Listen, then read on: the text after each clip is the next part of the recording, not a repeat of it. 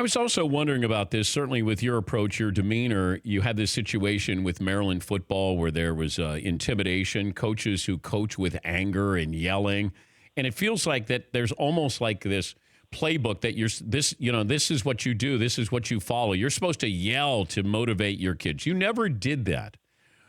And you don't have to, Dan. I came up with Chuck Noll, and I remember I was a quarterback, had never played defense, had never made a tackle.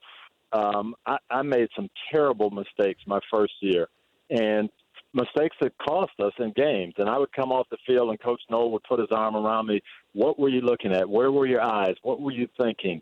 He teaching me how to play the game. And he knew I made mistakes, and he knew they cost us. But as far as just blowing up, yelling, and thinking that's the way to do it, we see all this on Hard Knocks, and we feel like that's what you have to do. And I think coaches become caricatures. I'm supposed to do this, so I better do it. I had an owner ask me during an interview, well, how in the world can you coach if you don't yell at people? I don't know, but I've been coaching for 25 years, and I haven't had to yell yet, and I think my guys have played okay. But did Tom Landry yell at people? I know Lombardi did, but he did, and those are the videos we see, but Jerry Kramer was awesome at the Hall of Fame and talked about the other side of Lombardi that we didn't always see, and that side that really nurtured people. So I think we've got it wrong, and we don't understand human nature, that people need correction, they need teaching. Yeah, they need motivation, but the best way to motivate someone is not to scare them to death. Coach Noll said, pressure is what you feel when you don't know what to do. And he always felt if you know what to do, you're going to be confident, and that's how you're going to get motivated. But I remember, like, my parents would yell at me, and you know what? You'd get scolded, or my dad would use a belt on us. And so we grew up in an era where if a coach yelled at us, then that's fine. We sort of accepted it. Whereas now when I parent, I didn't discipline my kids that way. I got through to them by saying, come here, I want to talk to you. And the lower my voice went, the more attention, like I had their attention. If you yell, and it feels like these kids now who are becoming, college athletes, high school athletes, pro athletes, they grew up in this environment where you're not getting yelled at, and then you do get yelled at by an old school coach, and you could see where they're saying, wait a minute, why are you yelling at me? It is different, and players today, young people, hey, you can't just tell me what to do and I'm going to do it. You have to explain it to me, show me what's going on, and we're in this together. And you're right. It's that mentality of, hey, the louder I am and the more I tell you, the more you're going to fall in line. That's not the way anymore, I don't think. Yeah, I was wondering about that, where I see this Maryland story. DJ Durkin has been suspended. You've got strength and conditioning coach who's been suspended. Now all of a sudden they're looking at this, that, this is an internal mess there in Maryland. And you had a kid die. We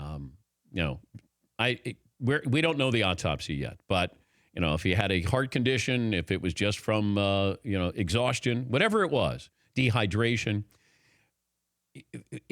And I've been involved in this one time when I was in college, where you're just involved, you're immersed in a program where you can't say anything to anybody.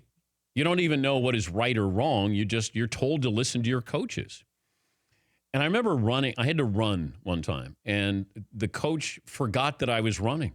I was running the steps. He just forgot that I was, maybe he did remember that I was running the steps. He just didn't care. And then after a while, like, you're looking and saying, hello. These kids, they just do what they're supposed to do. Coaches intimidate now.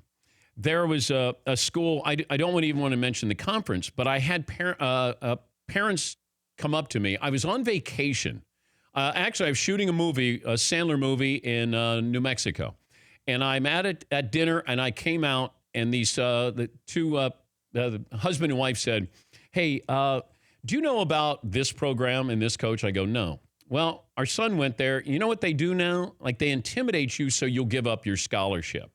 So they were talking about how this is year to year, and they call you thieves. You're stealing. That was the term that they used. They called their son, the coaches did, a thief. because he was stealing a scholarship there. They want you to leave. So this intimidation goes on. It goes on in a variety of ways.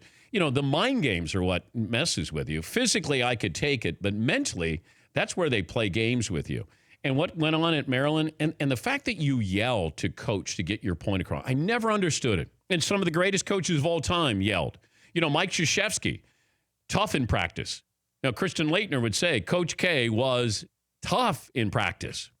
Bob Knight, tough in practice.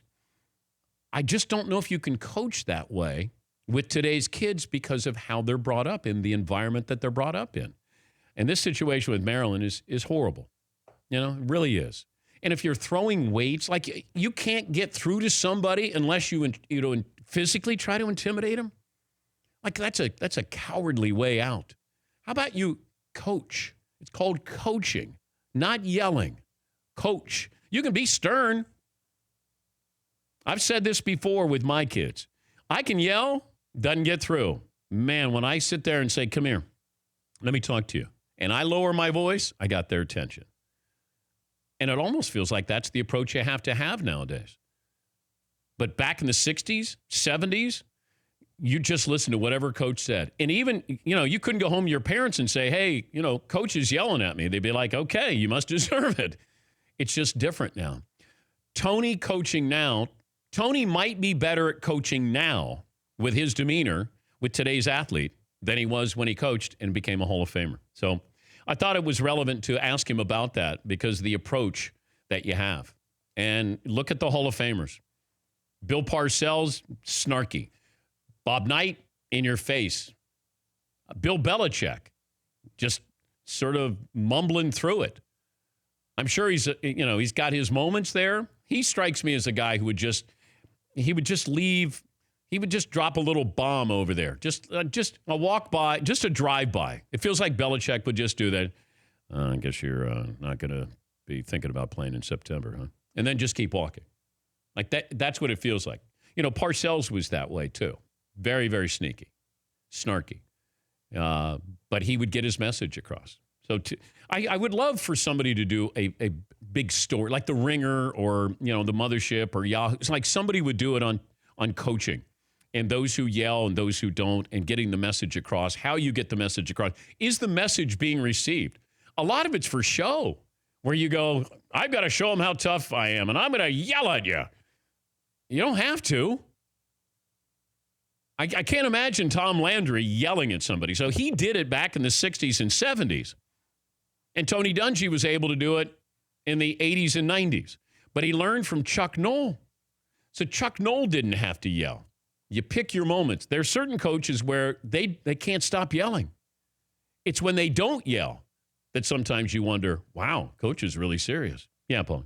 Do you think a lot of these coaches, college coaches, football especially, are 40 plus and all right, it's too late for them to change and they're coaching 18, 19-year-olds who aren't expecting this fire and brimstone when they get to college? Probably not, because I think, you know, today's parent is nurturing. Like, you want to be your child's buddy. You want to be their friend. When I grew up, that wasn't the case. My parents loved me, but it was tough love. And the coaches did the same thing. It was tough love. Where nobody's putting an arm around you saying, come here. Why'd you take that shot? Why'd you throw that pass? It's like, sit down. You know, like you're going, wait a minute here. Easy. But that was the way you coached. You know, that's the way parents disciplined back then. For more Dan Patrick Show, tune to Audience Channel 239 on DirecTV or download the Dan Patrick Show app.